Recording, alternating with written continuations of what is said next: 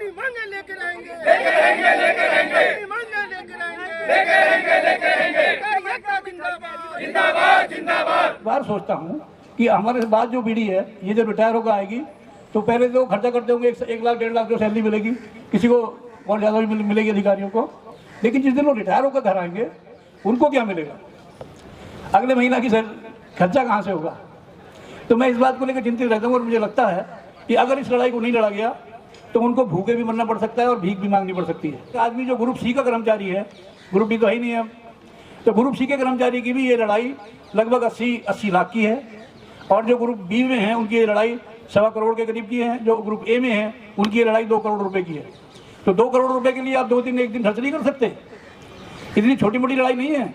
आप छोटी छोटी बातों पर भाइयों से लड़ते रहते हैं, घर परिवार में लड़ते रहते हैं, बहू सास से लड़ती रहती है, और आप 2 करोड़ के लिए सरकार से लड़ना नहीं चाहते। तो आपको इनकी भी लड़ाई लड़नी है, अपनी भी लड़ाई लड़नी है, आने वाली पीढ़ी की भी लड़ाई लड़नी है। अभी कई सारे लोग हमारे साथी बोले हैं और काफ़ी हद तक बात साफ भी हुई है कि एनपीएस और यूपीएस कर्मचारियों को पसंद नहीं है, मंजूर नहीं है, इसलिए वो ओपीएस मांग रहे हैं। जो लोग आज इस आंदोलन में आए हैं, या आक्रोश मार्च रखा गया पूरे देश भर में, यूपी में तो ये बहुत जोर शोरों से हो रहा है, लेकिन दिल्ली में भी इतने लोग जो आए हैं ये भी एक बड़ी अच्छी बात है, और आप अपने लिए ही तालियां बजाइए। वजह आपके लिए तालियां मैं इसलिए बजवा रहा हूँ कि जो इतने बड़े शहर में जो 1.5 लाख 2 लाख कर्मचारी जिसमें रहते हों, उसमें अगर इतने लोग आए हैं तो जरूर ये क्रांतिकारी लोग हैं, आप अच्छे लोग। पेंशन तो ऐसे आप में से कौन कौन लोग हैं जो पेंशन चाहते हैं ओपीएस? तो आप 10-10 लोगों को तैयार नहीं कर सकते हैं जो इस बात को मान जाए आपकी? कितने लोग ऐसे जो 10-10 लोगों को तैयार कर लेंगे? तो अगली बार जब आओ तो उन 10-10 को भी लेके आइए। मैं आप में से कुछ लोग मुझे जानते होंगे, कुछ लोगों को मैं बताया देता हूँ। मैं डीएन सिंह हूँ और 2021 में मैं रिटायर हुआ था। मुझे पेंशन मिलती है और उसी पेंशन से मैं आपके इस लड़ाई में आता हूँ, अपना खर्चा करता हूँ, अपनी पॉकेट से ही आता हूँ। कोई पैसा मैं किसी संगठन का आज तक लिया नहीं। और लखनऊ तक, शाहजहाँपुर, बरेली, बदायूं, आगरा, मथुरा, यहाँ तक के प्रोग्राम में कर लेता हूँ गाड़ी से। मैं अस्थमा का पेशेंट हूँ, गाड़ी ट्रेन से सफ़र नहीं कर सकता, कभी कभी उसमें बहुत भीड़ हो जाती है तो हम सांस नहीं ले पाते, इसलिए हमें अपनी कार से चलना पड़ता है। पहली कार मेरी माइक्रा थी, वो 2.5 लाख किलोमीटर चल के ख़त्म हो गई। अभी मैं दूसरी ले आया हूँ, और वो पिछले साल जब रैली हुई हमारी अक्टूबर में, उससे पहले दिन ली थी मैंने, इसलिए डेट याद है, 30 सितंबर को ली थी। वो चल गई है 3 लाख, अभी 32,000 चल गई है। तो 1 साल में 32,000, वो गाड़ी 10 साल में चली थी 2.5 लाख। तो मुझे लगता है आने वाले रिटायरमेंट के बाद में मेरी जो स्पीड गाड़ी चलाने की है और जो उसका टोटल मात्रा है वो ज़्यादा है, और मैं 10 साल जिंदा रहा तो वो 3.5 लाख चलेगी। और मैं रुकने वाला नहीं हूँ, मैं चलाऊँगा। मैं आपसे 2 बातें करना चाहता हूँ। एक तो मैं ये बताना चाहता हूँ कि आप में से जिन जिन को आइडिया ना हो, मैं उनको बता देता हूँ कि वो ओपीएस क्या है। मैं रिटायर हुआ 21 में, हमें 20 लाख ग्रेजुटी मिली। हमारा कुछ पैसा जीपीएम में था, वो मिला। लीव थी हमारी 300 इकट्ठा, उसके पैसे मिले, वो 13 लाख कुछ थे। उसके बाद में हमारा जो कम्यूटेशन हो जाता है, पेंशन का भी एडवांस मिल जाता है, 19 लाख रुपए वो मिले। आप जोड़ते जाइए कितने हो गए, आप जोड़ रहे हैं? 20 lakh gratuity, 19 lakh commutation, 13 lakh leave encashment, ये हमें मिला कितना हो गया? कितना? 56। बीमे के पैसे मिले, और ये जो उसका होता है उसका इंश्योरेंस वाले पैसे हो गए। तो कुल मिला के ऐसे लगभग जीपीएफ रह गया। वो तो सबका अपना अपना पैसा होता है, वैसे वो 20-22 लाख था, मतलब 60 लाख कुछ रुपए मिले थे। और साथ में मिली एक कार्ड मिला, हेल्थ कार्ड, जिससे मैं और हमारी श्रीमती जी किसी भी अस्पताल में जाकर अपना इलाज कराते हैं। कैशलेस फैसिलिटी है, जाओ एडमिट होकर चले आओ, कोई पैसा देना नहीं होता। तो बुढ़ापे में अगर ये ना मिले तो हम क्या करेंगे? मेरी बेटी जज है वैसे, और बेटा मेरा पत्रकार है, बीबीसी में था पहले, अभी किसी और में है, तो बहू भी नौकरी करती हैं। लेकिन मुझे किसी से कोई पैसा मांगना नहीं पड़ता, मुझे 70,000 रुपये मिलते हैं और वो काफ़ी।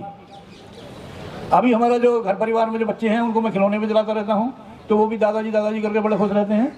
लेकिन मैं कई बार सोचता हूँ कि हमारे बाद जो पीढ़ी है ये जब रिटायर होकर आएगी तो पहले तो खर्चा करते होंगे 1 लाख 1.5 लाख जो सैलरी मिलेगी, किसी को और ज़्यादा भी मिलेगी अधिकारियों को। लेकिन जिस दिन वो रिटायर होकर घर आएंगे उनको क्या मिलेगा, अगले महीना की खर्चा कहाँ से होगा।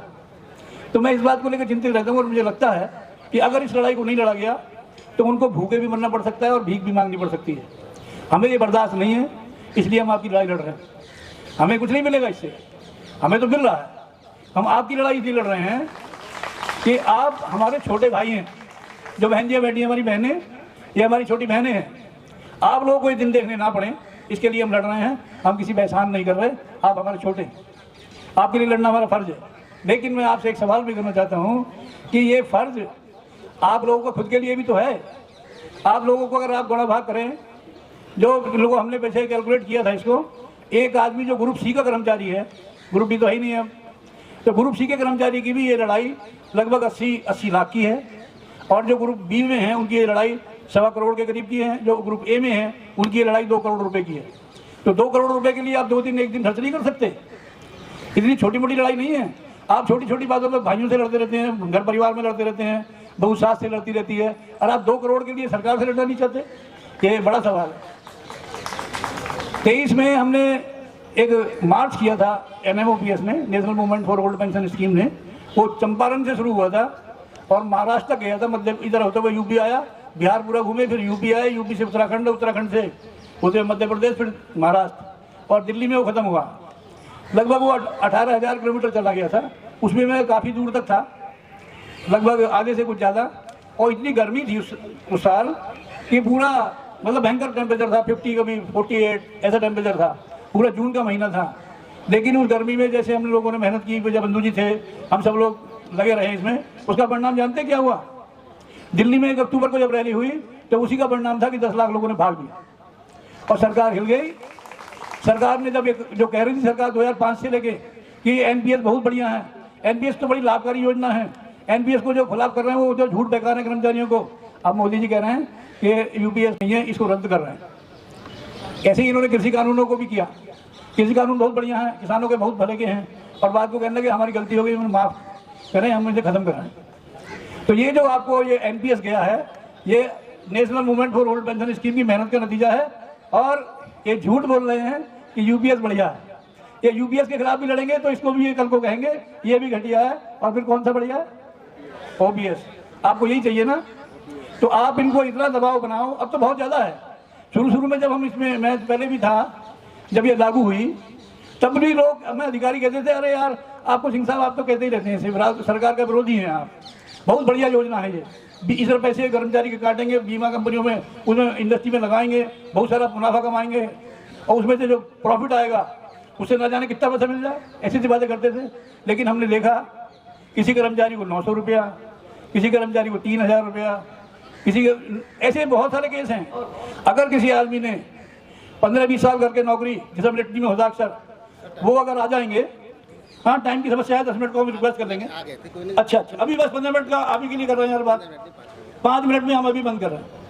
तो ये एक स्थिति है कि ये कर्मचारियों को ठगने के नाम की ऐसी योजनाएं ला रहे हैं, ये कारपोरेट की योजनाएं हैं, और आपको ये जिम्मेदारी ये भी लेनी है। जो पुलिस वाले हमें बता रहे हैं टाइम खत्म हो गया, हम लड़ाई इनकी भी लड़ रहे हैं, तो ये लोग लड़ ही नहीं सकते। इनको अगर ये करेंगे तो इनको अभी हो जाएगा डिसिप्लिनरी एक्शन। तो हमारे हमेशा नारा रहता है कि हमें जो पेंशन आप करेंगे घोषित, वो पहले बाद में कर देना, पहले उनको तो जो बॉर्डर पकड़े हैं, बॉर्डर पकड़े हमारे भाई, हमारे परिवार में जो 16 हैं पुलिस में और मिलिट्री में, तो सबसे पहले उनको तो जो रात दिन भागे फिर रहे हैं, ये बैठे हुए लोग पुलिस वाले, रात दिन का चोरों से ही वास्ता है, और इनको पेंशन नहीं है। तो ये कितना गलत है। आप लोग यहाँ के बैठ के आपको कुछ नहीं हो रहा है, अगर ये आ जाए रैली में, इनका तो डिसिप्लिनरी एक्शन ही हो जाएगा। तो आपको इनकी भी लड़ाई लड़नी है, अपनी भी लड़ाई लड़नी है, आने वाली पीढ़ी की भी लड़ाई लड़नी है। धन्यवाद बहुत बहुत।